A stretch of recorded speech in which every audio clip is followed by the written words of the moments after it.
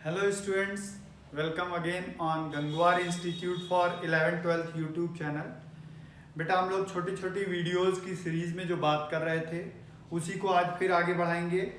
Last lecture में बेटा हम लोगों ने बात किया था अबाउट कैनिजारो रिएक्शन और मैकेनिज्म ऑफ कैनिजारो बात किया था, जिसमें हमने बताया था कि जब कैनिजारो रिएक्शन होता है कॉन्सेंट्रेटेड बेस के प्रेजेंस में तो smaller part will oxidise and larger part will reduce, है ना।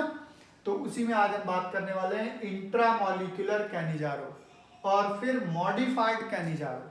और मॉडिफाइड कैनिजारो का ही एक दूसरा नाम होता है जिसको हम कहते हैं Tishchenko reaction. Modified Cannizzaro also known as Tishchenko reaction. तो दो बातें छोटी छोटी हम लोगों को करनी है। तो आइए देखें, सबसे पहले हम बात करते हैं व्हाट इज इंट्रामॉलिक्यूलर कैनिजारो। हम सभी जानते हैं इंट्रा मतलब होता है विद इन। तो जब एक ही मॉलिक्यूल के अंदर कौन सा रिएक्शन हो जाए, रिडॉक्स, दैट इज डिस्प्रपोर्शनेशन, एक पार्ट ऑक्सीडाइज और दूसरा पार्ट रिड्यूस। तो जैसे ये ले लेते हैं हम लोग, हमने कहा CHO, ठीक है, दिस इज कॉल्ड ग्लाइऑक्सल, इसका कॉमन नेम होता है ग्लाइऑक्सल। अगर इसको हमने कॉन्सेंट्रेटेड NaOH के प्रेजेंस में बेटा यूज किया, कॉन्सेंट्रेटेड NaOH के प्रेजेंस में रिएक्ट कराया, तो देखिए एक पार्ट इसका क्या हो जाएगा, रिड्यूस, तो वो बन गया CH2OH, और एक पार्ट ऑक्सीडाइज इज COONA, ये बन गया COONA, क्योंकि ये पार्ट ऑक्सीडाइज हुआ और ऑक्सीडाइज वाला पार्ट सॉल्ट बनता है। तो इसको हम लोग कहते हैं इंट्रामॉलिक्यूलर कैनिजारो। कैनिजारो के लिए हमें याद है कंडीशन कि अल्फा हाइड्रोजन नहीं होना चाहिए, अल्फा हाइड्रोजन एब्सेंट होना चाहिए। एल्डोल में अल्फा हाइड्रोजन कंपलसरी था, ठीक है। अब आइए जरा टिशेंको रिएक्शन की अगर हम बात करें तो व्हाट इज टिशेंको या मॉडिफाइड कैनिजारो। कैनिजारो का प्रोडक्ट आपको क्या दिखाई दे रहा है, एसिड और अल्कोहल। एसिड का सॉल्ट दिख रहा है और अल्कोहल दिख रहा है। मॉडिफाइड मतलब थोड़ा और आगे चला जाए रिएक्शन, तो आपको मालूम होगा एसिड और अल्कोहल के रिएक्शन से क्या बनता है, एस्टर, जिसको हम एस्टरिफिकेशन कहते हैं।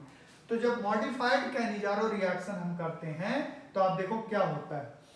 इस केस में सबसे पहली बात, ये रिएक्शन होता है विद और विदाउट अल्फा, मतलब इसकी कंडीशन क्या हुई, विद और विदाउट अल्फा।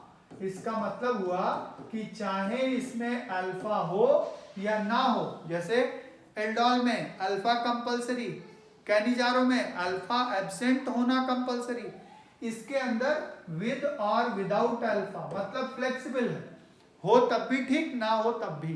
तो यहां क्या होता है, इस केस में जैसे मान लीजिए हमने अल्फा वाला ले लिया, ये रहा अल्फा वाला, है ना, ये अल्फा कार्बन, और ये भी हमने क्या ले लिया, अल्फा वाला ले लिया, क्योंकि हमने क्या कहा, विद और विदाउट अल्फा दोनों देंगे। इस केस में आपका जो एजेंट होता है that is aluminium ethoxide, C2H5O whole thrice Al, ये होता है एल्यूमिनियम इथॉक्साइड। अब यहां पे एक पार्ट ऑक्सीडाइज एक पार्ट रिड्यूस, वही वाला कॉन्सेप्ट।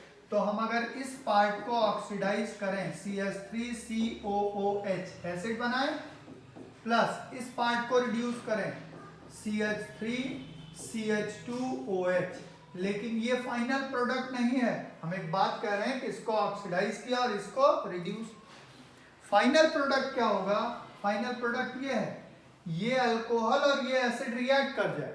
तो अल्कोहल और एसिड रिएक्ट किया तो आपको मालूम होगा इस वाले का H और इस वाले का OH, एस्टरिफिकेशन, तो क्या हो जाएगा, वाटर रिलीज होते हुए क्या बनेगा, CH3CO और उधर OCH2CH3, मींस प्रोडक्ट क्या बनेगा, एस्टर।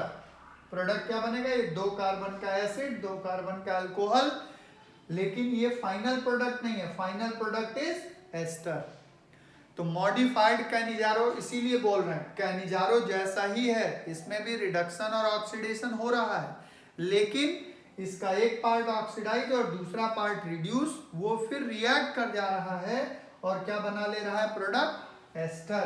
तो जो हमारा फाइनल प्रोडक्ट होगा टिशेंको का, दैट विल बी एस्टर।